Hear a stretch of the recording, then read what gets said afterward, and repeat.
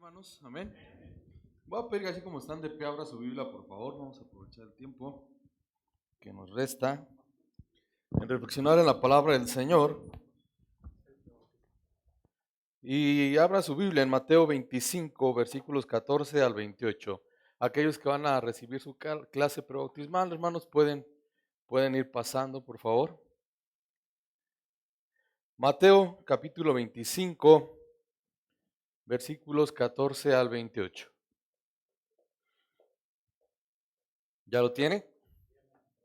¿Faltan algunos? Bueno, vamos a dar unos segunditos más y entramos a la reflexión de la palabra.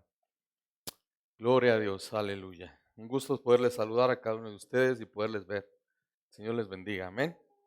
Entramos, versículo 14. Porque el reino de los cielos es como un hombre que yéndose lejos llamó a sus siervos y les entregó sus bienes. A uno dio 5 talentos, a otro 2, a otro 1 y a cada uno conforme a su capacidad, y luego se fue lejos. Y el que había recibido 5 talentos fue y negoció con ellos y ganó otros 5 talentos. Asimismo, el que había recibido 2 ganó también otros 2. Pero el que había recibido 1 fue y cavó en la tierra y escondió el dinero de su señor. Después de mucho tiempo vino el señor de aquellos siervos y arregló cuentas con ellos. Y llegando, el que había recibido 5 talentos trajo otros 5 talentos, diciendo: Señor, 5 talentos me entregaste, aquí tienes, he ganado otros 5 talentos sobre ellos. Y su señor le dijo: buen siervo y fiel, sobre poco has sido fiel, sobre mucho te pondré, entra en el gozo de tu señor. Llegando también el que había recibido 2 talentos, dijo: Señor, 2 talentos me entregaste, aquí tienes, he ganado otros 2 talentos sobre ellos. Su señor le dijo: bien siervo y fiel, en lo poco has sido fiel, sobre mucho te pondré, entra en el gozo de tu señor. Pero llegando también el que había recibido 1 talento, dijo: Señor, te conocía que eres hombre duro, ciegas donde no sembraste y recoges donde no esparciste. Respondió el Señor, le dijo: siervo malo y negligente, sabías que ciego donde no sembré y recojo donde no esparcí, por tanto debías haber dado mi dinero a los banqueros, y al venir yo hubiera recibido lo que es mío con los intereses. Quitadle pues el talento y dadlo al que tiene 10 talentos. Gracias te damos, Señor, por tu palabra. Rogamos que sea tu Espíritu Santo hablando nuestras vidas, en el nombre de Cristo Jesús. Amén y amén. Puede ocupar su lugar, hermano. Gracias por estar de pie. Y vamos a hablar, como es este mes, acerca de finanzas. Y el tema que se nos ha asignado el día de hoy es la inversión financiera bíblica. Y en alguna manera, hermano, toda persona en algún momento, por no exagerar, por decir que en todo el tiempo, sueña o busca la manera de ser bendecido. Es decir, la manera de disfrutar de abundancia material y lograr metas económicas, con el propósito de dar una estabilidad o un crecimiento de una buena administración a su familia o algún negocio. Se busca alcanzar niveles excelentes en cuanto a la capacidad que es esta de producir bienes. Ahora, que el cristiano prospere, ¿sabe qué? Es parte del plan divino de Dios. ¿Cuántos dicen amén? Yo sí me gozo por ello, amén. Pero es necesario notar, hermano, que antes de mirar en esa riqueza, el Creador desea vernos comprometidos primeramente con Él. La verdadera prosperidad, hermano, no es fruto de ritos o actos figurados, sino de una vida de trabajo, disciplina y una devoción genuina al Señor, a su Espíritu Santo y a su palabra. Lo primero que debe de importar sobre las cosas es el progreso, hermano, el progreso espiritual.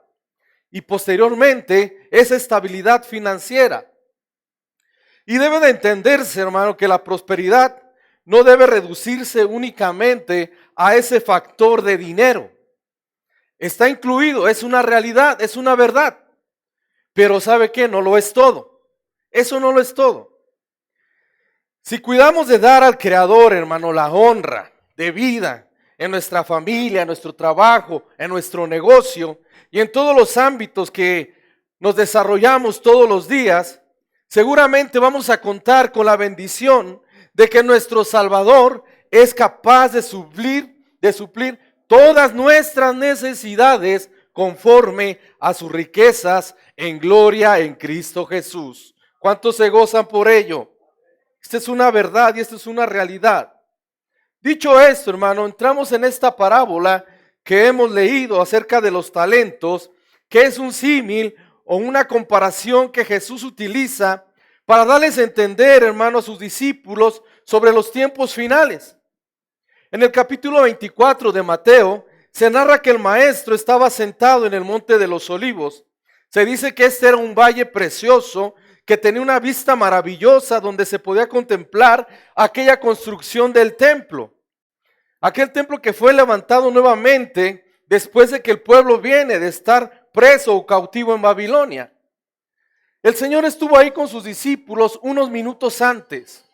Y los discípulos van y le dicen: maestro, ven, te queremos mostrar esta construcción, te queremos mostrar este templo. De alguna manera, pues como nosotros aquí en Morelia, ¿verdad? Presumiendo lo que tenemos. De la misma manera, los discípulos con su maestro. Probablemente ellos esperaban un halago por parte de Dios a esa preciosa construcción que se había levantado. Pero para su sorpresa, el maestro les contesta: de cierto os digo, que de esto no quedará aquí piedra sobre piedra que no sea derribada. De ahí el capítulo 24, hermano, viene una serie de enseñanzas hasta llegar a esta parábola de los talentos, que nos habla sobre un hombre de negocios que está por salir muy lejos y que distribuyó sus talentos entre sus siervos, dejándoles a ellos la responsabilidad de manejarlos y que estos hicieran producirse o que produjeran más sobre ellos. Y tenemos que reflexionar al respecto de que cada uno de nosotros, hermanos, somos responsables de lo que Dios nos ha dado o lo que el Señor nos da día tras día. Saber el cuidado que debemos de tener sobre las cosas, el manejo, la multiplicación de cada una de las cosas que el Señor nos ha permitido tener. En esta parábola se muestra a dos hombres o siervos, hermano, que manejan de buena manera lo que recibieron. Lo hemos leído. Trabajaron lo recibido. Es decir, hicieron una buena inversión. Lo que los llevó a recibir, pues, halagos, ¿verdad? Por el trabajo que realizaron y fueron llevados o fueron puestos en un lugar de honor. Ahora, algo que llama la atención, si usted se fija, es que al momento de repartir el hombre empresario sus bienes, no fue parejo o no fue por igual. A unos dice que les dio ¿qué? Más que a otros. Y lo que nos enseña, hermano, es que la tarea repartida fue de acuerdo a las capacidades de cada siervo. Así lo dice. ¿De acuerdo a qué? Sus capacidades. Él los conocía muy bien. Sabía la capacidad de cada uno. Con esto quiero decir, hermanos, que cada uno de nosotros debemos de estar agradecidos con el Señor de lo que cada uno tenemos, de lo que el Señor nos ha dado y darle gracias por lo que hemos ganado. ¿Cuántos se gozan por lo que tienen? ¿Cuántos le dan gracias a Dios por lo que les ha dado? Ahora bien, quiero explicar un poco sobre lo que recibió cada siervo. Y hago referencia a la palabra talento. Esta palabra tiene dos definiciones. La primera, se dice que era una medida de peso. La gente llegaba, por decir, a comprar, como hoy llegamos nosotros a la tienda, y decía: quiero tantos talentos de harina. Y cada talento era aproximadamente 125 libras romanas, convertidas a kilos, son 273 gramos. Pero el talento también indicaba una unidad de moneda, una unidad monetaria, que es lo que describe en esta parábola. El costo del talento, hermano, variaba de acuerdo al lugar. Se dice que había talentos que podrían ser de cobre, de plata, otros de oro. Y se dice que a través de la historia, que un talento ático o ateniense, su costo era no de menos de 6,000 denarios.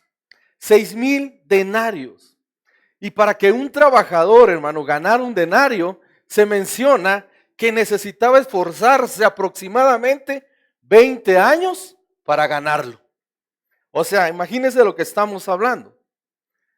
Estos datos se los menciono para darnos cuenta o idea que se trataba, hermano, de un hombre rico, ¿sí? Un hombre de negocios, que en su ausencia no quería que su dinero estuviera ahí ocioso. Y haciendo una comparación a nuestros días, de igual manera, hermano, el Señor quiere que lo que Él nos ha dado esté en movimiento. Lo pongamos a trabajar.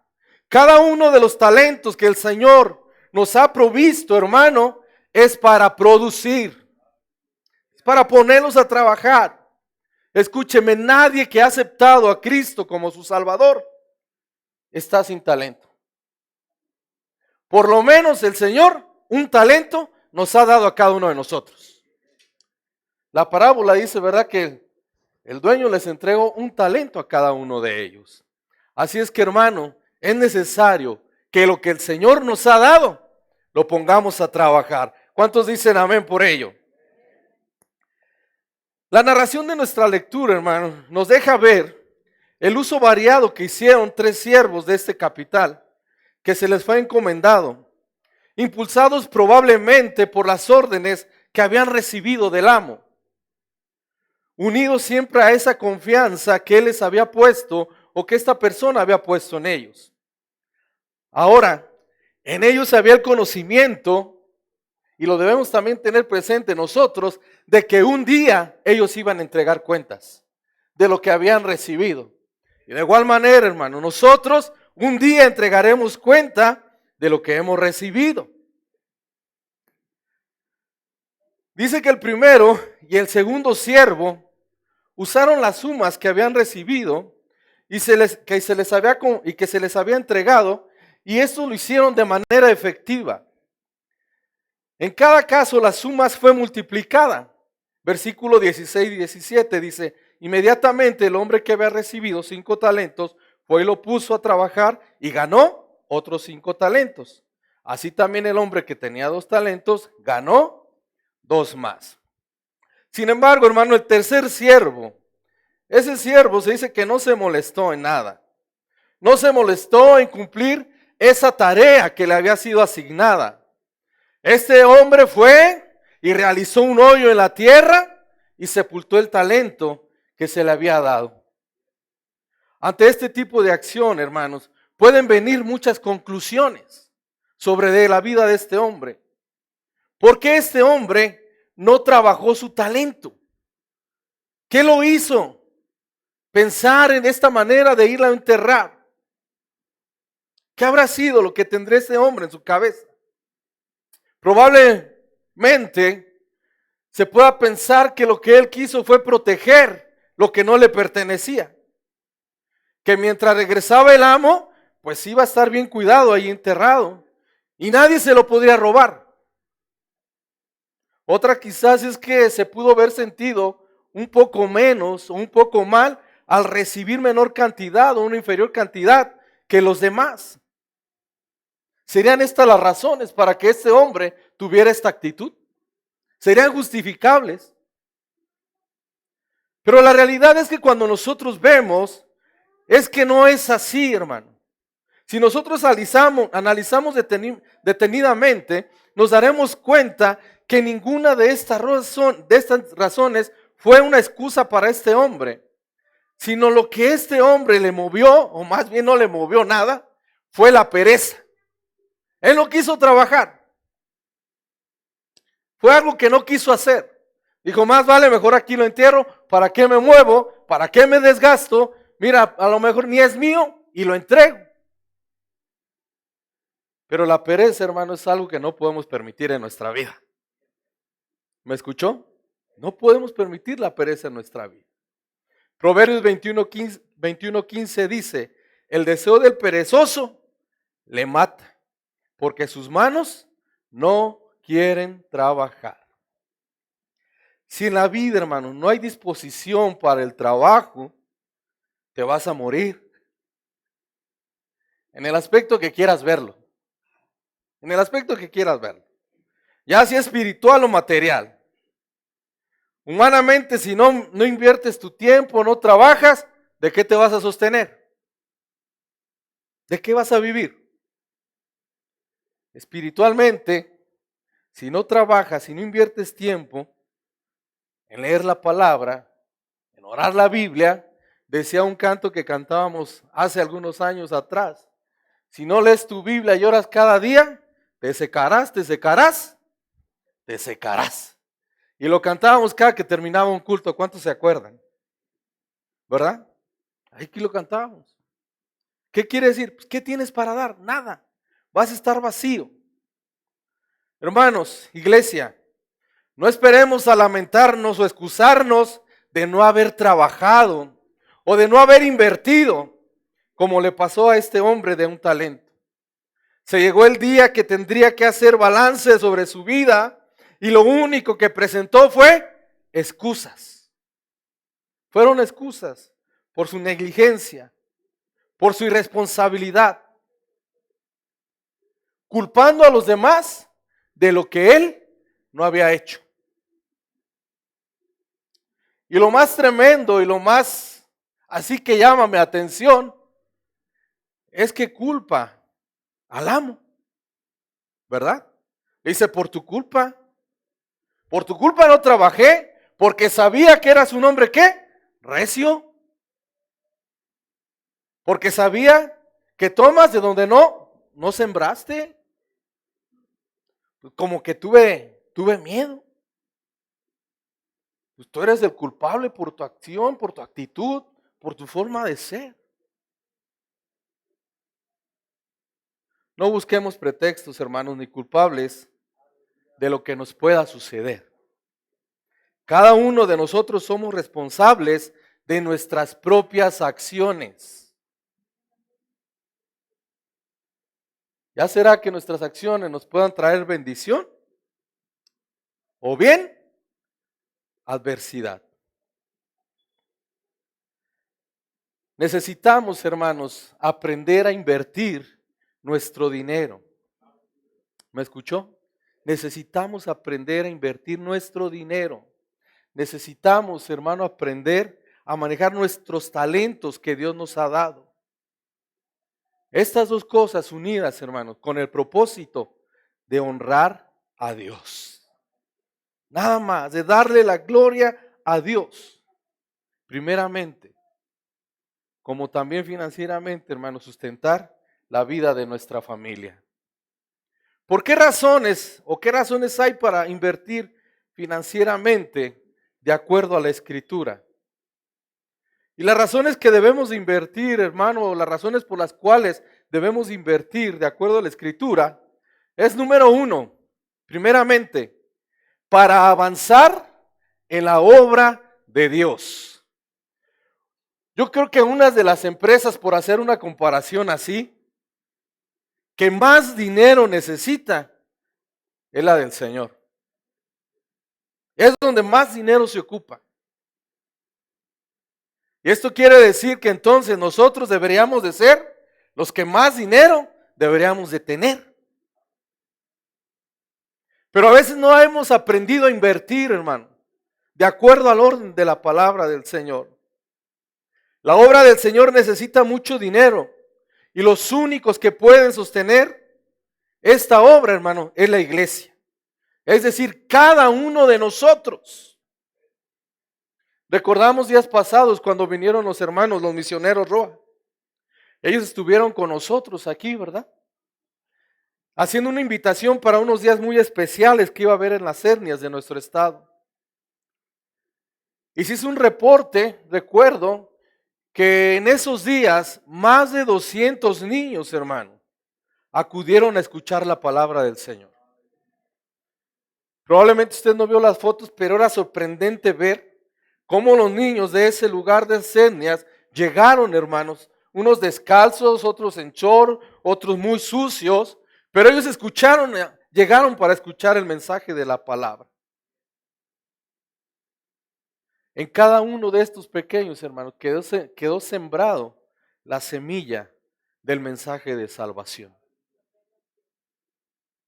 ¿Nosotros qué tenemos que esperar? Orar por ellos y confiar que en su tiempo, cada uno que escucharon el mensaje, hermano, va a dar fruto.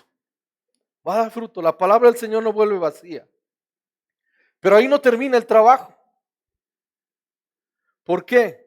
Porque debe darse una continuidad a ello. ¿Y qué se ocupa? Dinero, dinero, hermano. ¿Por qué? Porque los papás de estos pequeños, también algunos acudieron a escuchar el mensaje de salvación. Y la visión que tienen los hermanos Roa es alcanzar más gente. Levantar un lugar, levantar una iglesia, levantar un edificio. Nosotros tenemos el proyecto de una nueva casa de oración. A nuestra vista, a nuestros ojos, a nuestro alcance, probablemente muy imposible. Pero el Señor, hermano, si nosotros hacemos buena inversión, el Señor nos va a bendecir. Entonces, ¿quién tiene que hacer las cosas, hermano? ¿Quién va a levantar este lugar? ¿Quién va a apoyar a los misioneros? No los escucho. Nosotros. Nosotros, hermano, no hay otra. Mira el reporte que recibimos de los hermanos. También era medio triste, porque ellos decían que muchos niños, es más, uno de ellos se desmayó ahí, el niño, porque este chiquito tenía como 4 días, 3 días sin comer. Mandaron llamar a su mamá y le dijeron que si estaba enfermo o algo. Dijo, no. Ya después la mamá declaró que no tenía ni para comer, que tenían como 3 días sin comer. Ya le preguntaron por el papá y dice, no, el papá tiene como 8 días que no llega a la casa. Anda bien feliz. A la gente esa es su manera de vivir, decían los hermanos. No les importa su familia. No les importa qué esté pasando. Ellos mientras anden en la fiesta son felices. Ha sido su manera de vivir. Ha sido su mala inversión en su vida que está arrastrando con la vida de sus familias. Sé que como iglesia, hermano, hemos invertido en trabajos como este y la verdad que lo hemos hecho muy bien. De hecho, días pasados el pastor Saúl, a nombre de la iglesia, recibió un reconocimiento por ese apoyo que se envió para este trabajo. Pero necesitamos seguir invirtiendo, hermanos, en proyectos similares. Necesitamos esforzarnos de invertir en proyectos semejantes para que la obra de Dios siga adelante. Siga adelante la obra del Señor. Y aún más, hermano, cuando el tiempo del fin está cercano. Dice Mateo 6:20, sino haceos tesoros en el cielo, donde la polilla ni el orín corrompen, donde los ladrones no minan ni hurtan, porque donde esté vuestro tesoro, ahí estará también vuestro corazón. Número 2, necesitamos invertir, hermano, para el cuidado de nuestras familias. Esta es una parte, hermano, también muy importante que Dios nos pide que hagamos a través de la Escritura y que cada uno de nosotros debemos de estar cumpliendo. El apóstol Pablo, cuando le escribe en su primera carta a Timoteo, capítulo 5, versículo 8, le dice, porque si alguno no provee para los suyos y mayormente para los de su casa, ha negado la fe y es peor que un incrédulo. Aquí encontramos a Pablo, hermano, recomendando, ¿verdad? O reprendiendo al que descuida el deber hacia los suyos. Y particularmente está exhortando, ¿verdad? A los que no sostienen a sus familiares o a sus familias que son directos. Él menciona que el que no cumple con este sostenimiento, lo que está haciendo es negar la fe. Y no habla de una fe que sea negada a través de las palabras. No habla de una fe así, sino habla de una fe que es negada por una acción negligente. Ya que esa falta, hermano, de acción positiva para sostener a los suyos desmiente lo que realmente profesa la fe de aquella persona. Aunque él se diga cristiano, está demostrando, hermano, una creencia y una conducta verdaderamente no cristiana. Porque la palabra del Señor nos enseña sobre ¿qué? Sobre el amor. La Escritura nos habla del amor. Y el mensaje de Dios para con nosotros es ese, de amarnos unos a otros, de soportarnos unos a otros, de llevar las cargas los unos de los otros. Y es interesante cuando analizamos esta parte de la Escritura en Primera de Timoteo, porque viene una línea vertical, hermanos, desde el mismo capítulo 5 del versículo 4, que dice, pero si alguna viuda tiene hijos o nietos, aprendan estos primero a ser piadosos para con su propia familia y a recompensar a sus padres, porque esto es bueno y esto es agradable delante de Dios. Vamos a comprender esto, hermano. Cuando el apóstol Pablo utiliza la palabra suyos en el versículo 8, él está hablando, hermano, de una familia cercana, familiares directos, ¿sí? En palabras claras, él habla de ese sentir que debe haber en cada uno, hermano, de ayudar a nuestra familia que está pasando por alguna situación muy compleja o una situación difícil. Por eso él menciona que si la viuda tiene hijos, ¿que qué? Que estos le ayuden. Y dice, y aún los nietos, que aprendan a ser piadosos, ¿con quién? Con su propia familia. ¿Cuántos nietos hay aquí? Aprendan a ser piadosos con la familia. Y dice enseguida, para los hijos les dice, que los hijos recompensen a sus padres.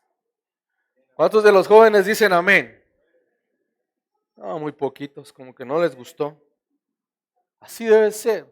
Dice que esto es agradable a Dios, porque esto es bueno delante de Dios. ¿Qué está diciendo, hermano? Que esto es una buena inversión.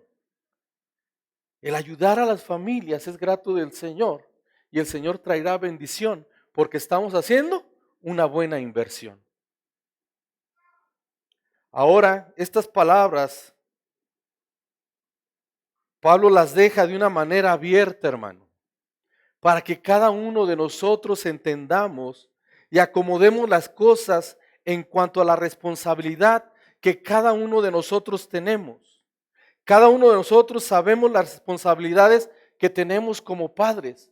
Yo sé mi responsabilidad que tengo como padre. Que cada uno de los hijos entienda la responsabilidad que tiene como hijos. Y déjeme decirle que en esta parte el apóstol Pablo no deja fuera la responsabilidad, hermano, que tenemos nosotros como familia en Cristo Jesús. No está fuera. Esa parte, hermano, de ayudar a aquel hermano que sabemos que está pasando por alguna necesidad. Aquel hermano que necesita que aparte de la oración que hacemos por él, le digamos, hermano, mira, aquí tienes una ofrenda. Mira, hermano, esto es con lo que te puedo ayudar. Eso es invertir, hermano, correctamente. Cuando nosotros abrimos la mano, el Señor nos va a bendecir. Si usted tiene la mano cerrada, ¿qué le va a entrar, hermano? ¿Qué le va a entrar? Nada. Hebreos 6:10 dice, porque Dios no es injusto para olvidar vuestra obra y el trabajo de amor que habéis mostrado hacia su nombre, habiendo servido a los santos y sirviéndoles aún. Señor no va a dejar por menos o no va a pasar por alto lo que tú puedas hacer por algún hermano o por alguno de la familia en Cristo Jesús. El Señor te va a bendecir.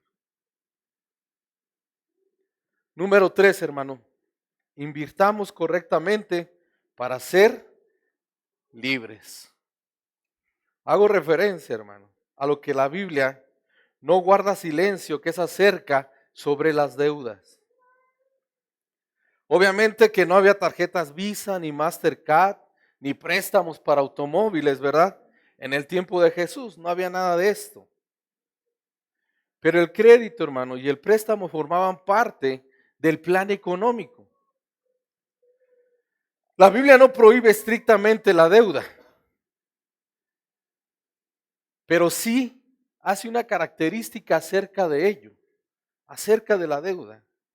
Y dice que la deuda, hermano, es como una forma de esclavitud. Porque el dinero que es necesario ahora o que podríamos tener, hay que apartarlo, hermano, para pagar nuestra deuda. Y es un dinero que a lo mejor podríamos utilizar para otra cosa, pero por tener esa deuda ya no lo podemos tomar. ¿Por qué? Porque ahora hay que pagar. Y no se puede utilizar para otra cosa, porque necesitamos pagar. Proverbios 22:7 dice, el rico se ensoñará, oh, sí, ya iba a hablar lenguas, hermano. No sé. El rico se enseñoreará de los pobres, y el que toma prestado es siervo del que presta. ¿Sí? La deuda añade, hermano, considerables riesgos. La deuda casi nunca, escúcheme, nos traerá prosperidad. A pesar de un mito que existe en el ámbito financiero sobre el tema, la deuda como instrumento a mi favor. Yo no lo creo, en mi muy particular punto de vista creo que eso no es real. Pero lo que sí es verdadero, hermanos, es que como hijos de Dios necesitamos aprender a ser buenos administradores. ¿Me escuchó? Necesitamos ser buenos administradores. ¿Para qué? Para no ser esclavo de las deudas. A no ser esclavo de la deuda, hermano, aprenderemos o podemos tener una vida más libre, más tranquila y sobre todo una vida libre en Cristo Jesús. Como hijos de Dios, hermanos, debemos de ser un buen ejemplo en todo. ¿Me escuchó? En todo, hermanos. Y esta parte no queda fuera de lo financiero. Necesitamos ser buen ejemplo en todo. Escúcheme, por favor.